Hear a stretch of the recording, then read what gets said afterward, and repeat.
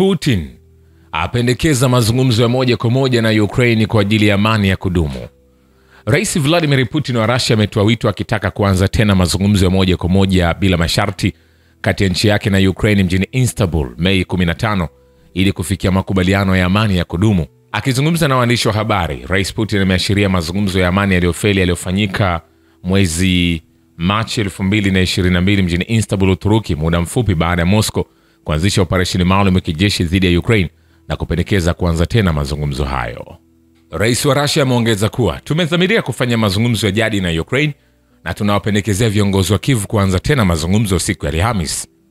Rais Putin amesema kuwa uamuzi sasa upo upande wa mamlaka husika za Ukraine ambao inaonekana wanaongozwa na matashi ya kibinafsi ya kisiasa na sio maslahi ya watu wao. Dmitry Peskov, msemaji wa ikulu ya rais wa Russia Kremlin, amesema kuwa hili ni pendekezo muhimu sana ambalo linathibitisha nia ya ukweli ya Moscow kupatikana suluhisho la amani.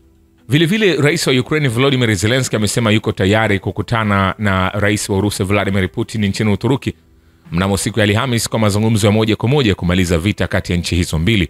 Kauli yake hiyo aliyoiandika kupitia mtandao wa kijamii wa X imekuja muda mfupi baada ya rais wa Marekani Donald Trump kuihimiza Ukraine kukubali pendekezo la Putin la kufanya mazungumzo ya moja kwa moja nchini Uturuki. Zelensky ameandika kwenye mtandao wa kijamii wa X kuwa wanasubiri usitishaji kamili na wa kudumu wa mapigano kuanzia leo Jumatatu ili kutoa msingi unaohitajika wa kidiplomasia. Kiongozi huyo wa Ukraine ameongeza kuwa hakuna maana ya kuendeleza mauaji. Anasema, nitakuwepo nchini Uturuki Alhamisi tarehe 15 Mei na nitamsubiri Putin nchini Uturuki.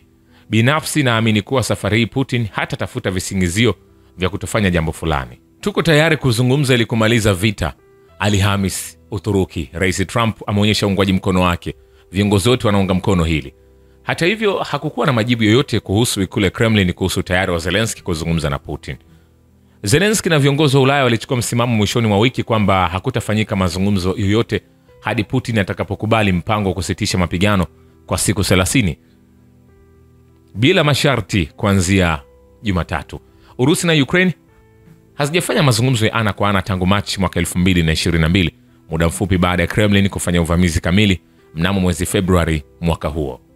Mapema Putin alipendekeza kurejea tena kwa mazungumzo kati ya pande hizo mbili iliyofanyika mjini Istanbul mnamo Machi mwaka 2022. Hata hivyo hakutoa jibu kuhusu pendekezo la kusitisha mapigano kwa siku 30 lililotolewa na washirika wa Ukraine. Rais wa Marekani Donald Trump ameandika kwenye mtandao wake wa kijamii wa Trust kwamba Rais Putin wa Urusi hataki kuwa na makubaliano ya kusitisha mapigano na Ukraine, bali anataka kufanya mkutano siku ya Alhamisi nchini Uturuki kujadili uwezekano wa kumaliza umwagikaji damu. Kiongozi huyo wa Marekani ameongeza kuwa Ukraine inapaswa kukubaliana na hili mara moja, angalau wataweza kubaini iwapo makubaliano hayo yanawezekana au la, na iwapo itakuwa hivyo viongozi wa Ulaya na Marekani watajua hali halisi na kuchukua hatua stahiki.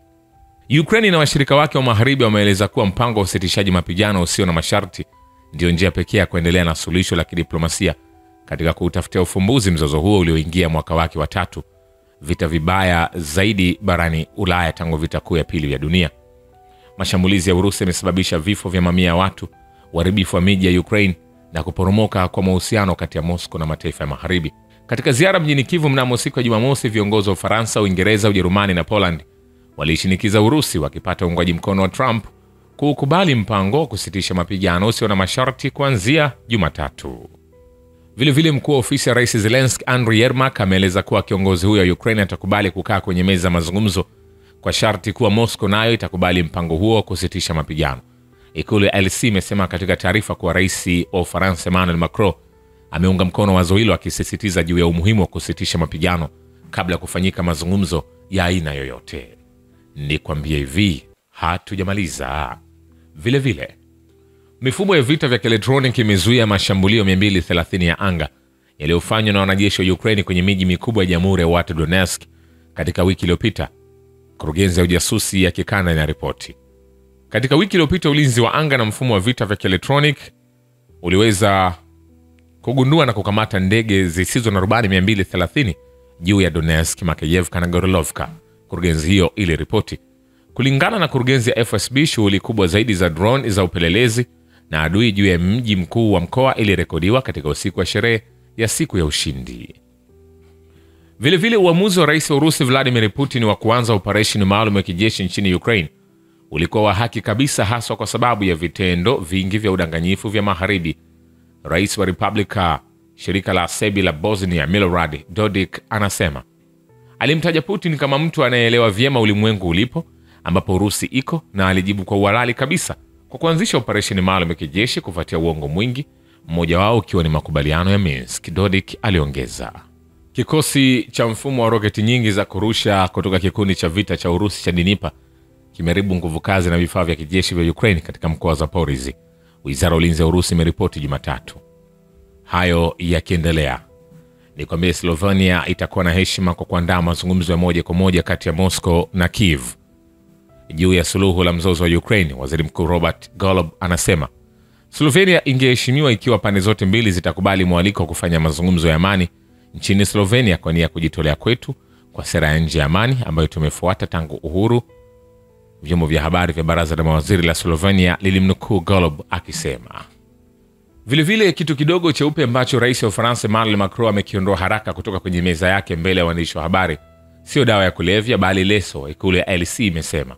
Hapo awali video ya kiongozi wa Ufaransa, waziri mkuu wa Uingereza Keir Starmer na kansela wa Ujerumani Friedrich Merz iliyorekodiwa kwenye treni wakati wa safari ya kwenda Kiev ilionekana mtandaoni. Katika picha hiyo waandishi wa habari wanapoanza kurekodi mkutano wa Macron akiwa na kamera anasonga haraka kuondoa kitu kidogo cheupe kwenye dawati. Wakati Umoja wa Ulaya unapokuwa, habari potofu huenda mbali na kufanya tishu rahisi kuonekana kama dawa, ikulu ya LC ilisema katika taarifa kwenye ukurasa wake wa X. Vile vile rais wa Brazil Luiz Inacio Lula da Silva amejitolea kugombea kama mpatanishi katika mazungumzo yanayowezekana na Ukraine wakati wa mazungumzo na kiongozi wa Urusi Vladimir Putin huko Kremlin. CNN imeripoti kimnukuu mshauri mkuu wa rais Celso Amorim. Shukrani kwa baba ukivita na historia ya dunia. Mimi ni Richard Shio, The Rich Voice. Ni follow Instagram na TikTok kama Rich Voice Official. Asante.